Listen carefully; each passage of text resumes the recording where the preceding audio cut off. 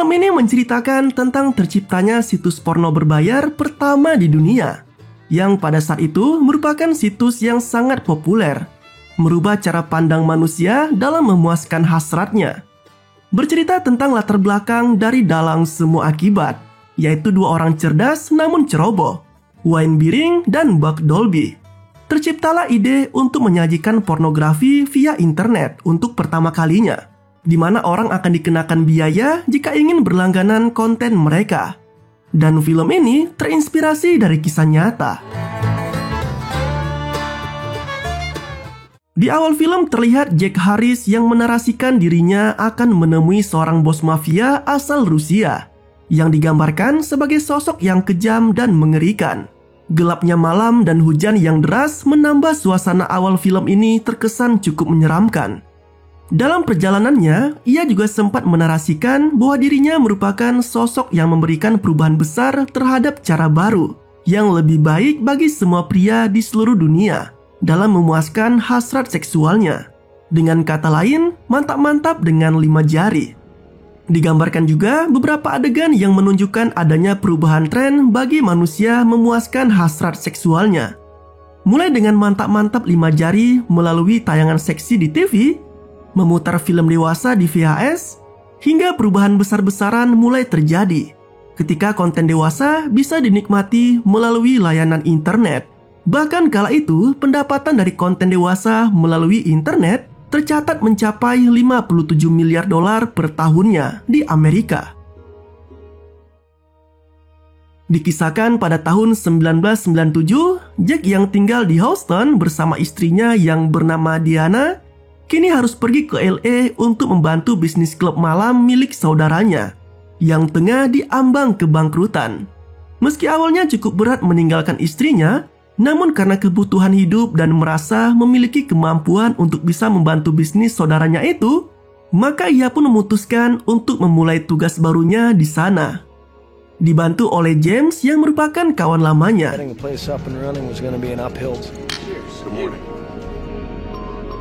Kini Jack telah sukses menghidupkan kembali klub malam yang bernama Casablanca dalam waktu yang sangat singkat.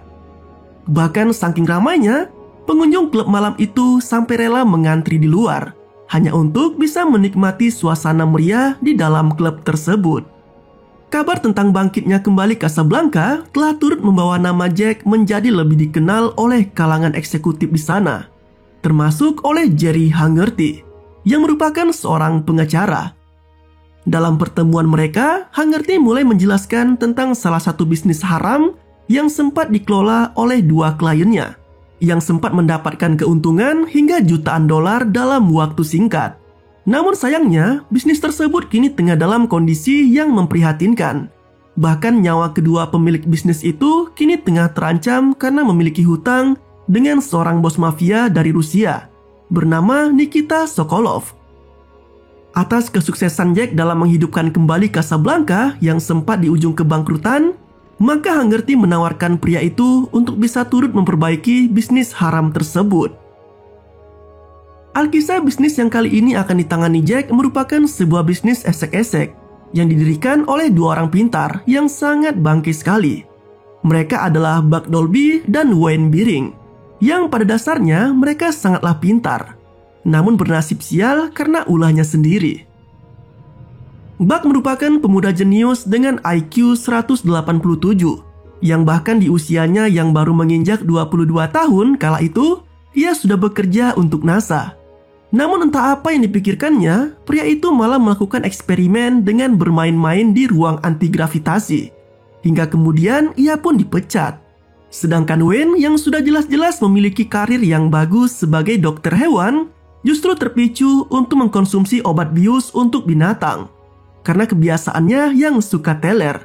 Alhasil dia pun dipergoki oleh pasiennya sendiri yang justru berujung pada pencabutan izin praktek dokternya.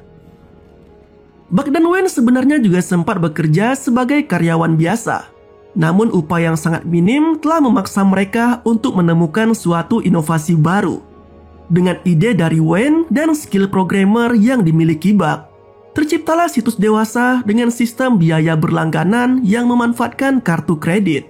Dan penemuan tersebut menjadi yang pertama kalinya ada di internet pada masa itu. Bahkan cara kerja dari sistem pembayaran di situs mereka itulah yang kemudian diadopsi oleh sejumlah perusahaan besar, yang melahirkan adanya transaksi virtual seperti aktivitas belanja online yang sudah dikenal luas saat ini. Yang mereka lakukan sebenarnya sangatlah sederhana. Buck dan Wayne hanya memajang foto-foto Shure yang kemudian bisa dilihat dan dinikmati oleh para pengunjung situs mereka dengan biaya berlangganan. Namun tak disangka, ide gila mereka justru disambut baik oleh para pecinta konten dewasa dari seluruh dunia.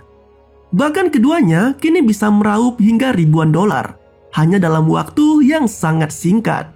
Seolah tak puas sampai di situ, Wayne yang ingin terus mengembangkan bisnisnya kini mencoba untuk mengunjungi sebuah klub malam di LA yang dimiliki oleh Nikita Sokolov yang merupakan seorang bos mafia asal Rusia.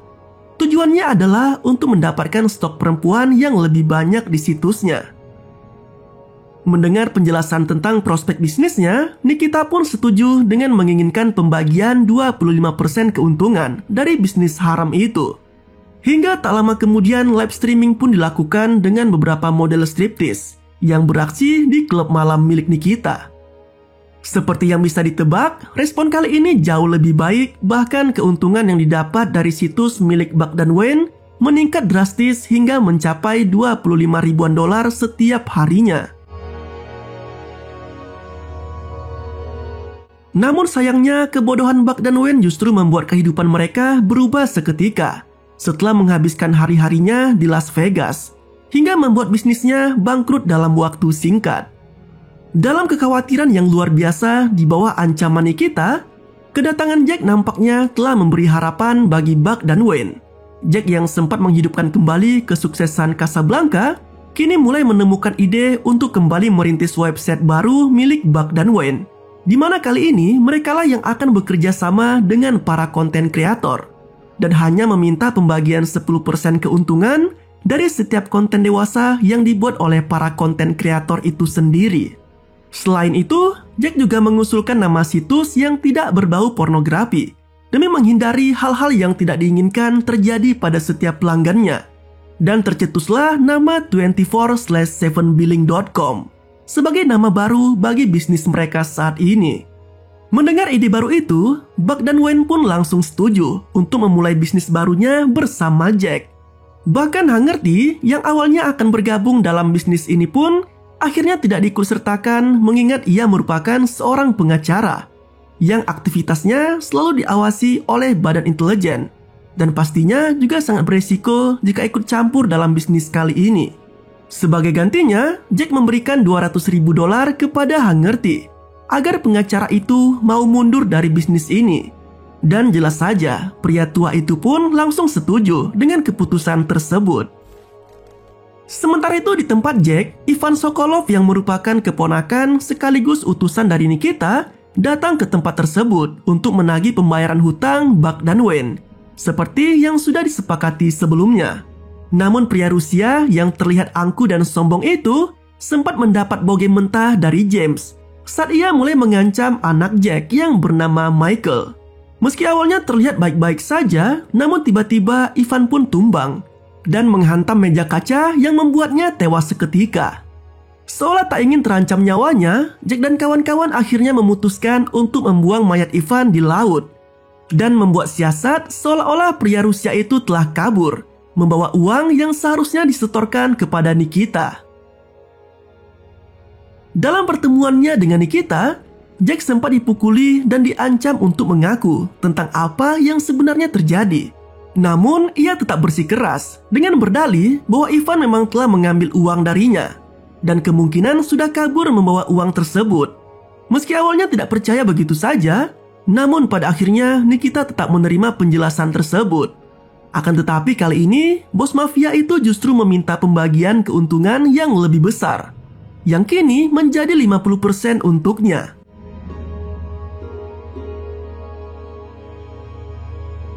Tak butuh waktu lama, bisnis baru yang dikelola Jack pun langsung meroket.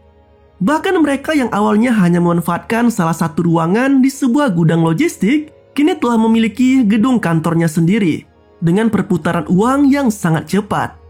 Dari sini juga terlihat bagaimana Buck dan Wayne seolah malah acuh terhadap bisnisnya sendiri dan hanya menyerahkan semua tugas kepada Jack.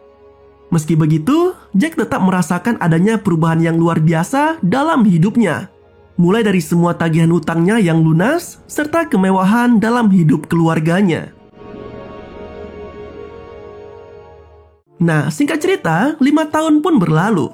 Dan kini bisnis Jack sudah jauh makin besar. Serta Buck dan Wayne yang kembali terlihat suka menghambur-hamburkan uangnya lagi seperti dulu. Entah memang konyol atau bodoh, Buck dan Wayne justru sekarang nampak iri dengan pencapaian yang telah diraih oleh Jack, yang seolah dipandang sebagai frontman dalam 24/7billing.com.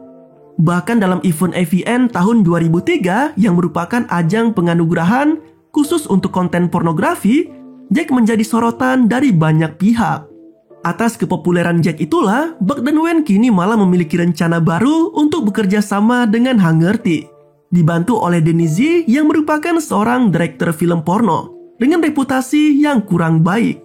Sementara Jack, ia malah terpikat oleh seorang artis pendatang baru di industri tersebut yang bernama Audrey. Ia bahkan tidak hanya merekrutnya sebagai artis baru di 7billing.com, tetapi juga kerap mengajaknya berkencan. Hingga pada akhirnya, Jack yang selama ini merupakan suami yang sangat setia pada istri dan keluarganya, malah mulai mengabaikan mereka. Bahkan hubungannya dengan Deanna pun mulai merenggang.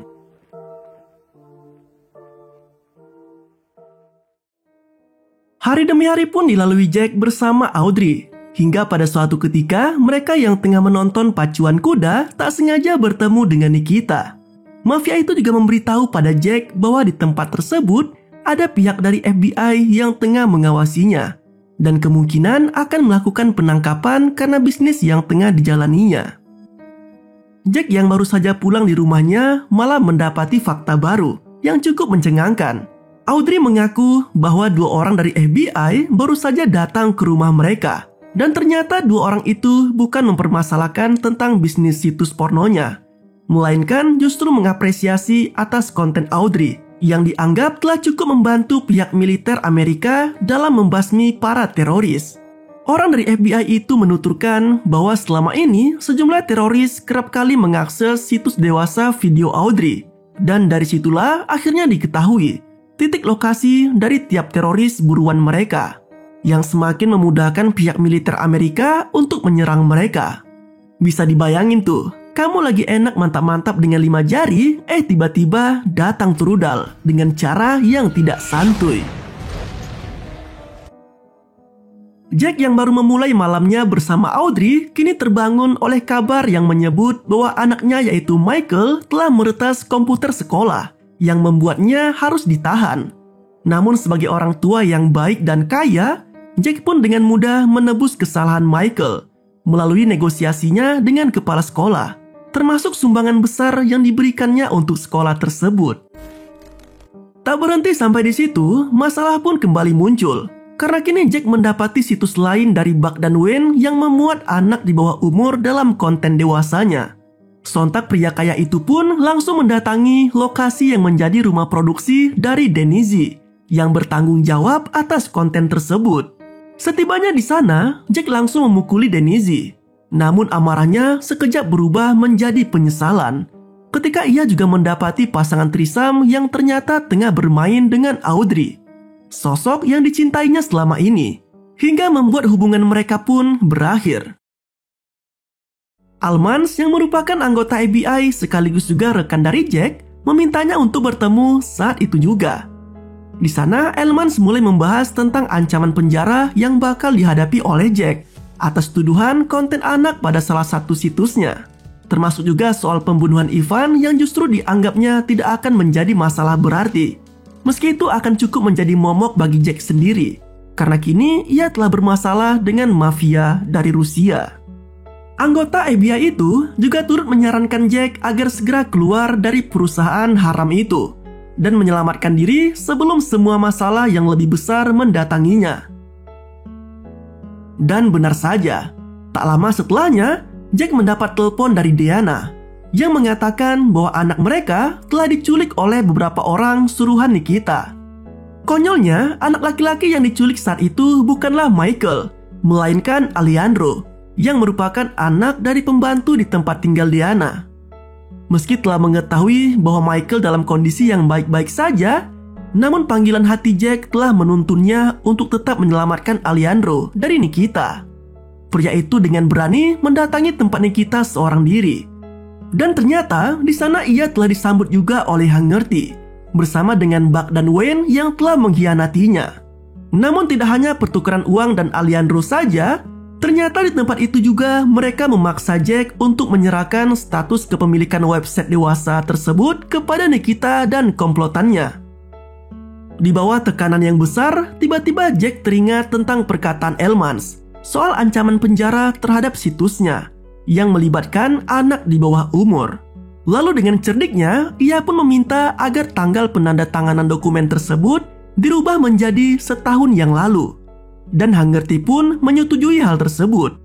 Dalam penandatanganan itu, secara mengejutkan Nikita menembak mati Haggerty karena merasa tak ingin berbagi dengan pengacara licik yang diketahui telah mengkhianatinya. Dan kini Jack pun bebas dari jeratan Nikita dan komplotannya. Singkat cerita, kini dokumen itulah yang justru telah menyelamatkan Jack dari hukuman penjara. Justru Buck dan Wayne lah yang harus menerima hukuman tersebut. Sedangkan Nikita diketahui telah melarikan diri ke Moskow untuk menghindari kejaran dari FBI. Jack kini kembali hidup bahagia bersama keluarganya. Dan ia kini kembali dianugerahi 2 anak lagi. Sedangkan Buck dan Wayne, mereka hanya dipenjara 18 bulan dari hukuman 5 tahun penjara. Dan film pun berakhir dengan begitu santuy. Itulah alur cerita dari film Middleman yang rilis tahun 2009. Bagaimana 2 orang super jenius yang sangat bangkit sekali menciptakan situs dewasa dan membuat mereka kaya raya dari hal tersebut. Dan tentunya temuan mereka di masa lalu berdampak dengan masa sekarang. Terima kasih telah menonton video ini. Sampai jumpa pada video selanjutnya. Yoi banget gak tuh?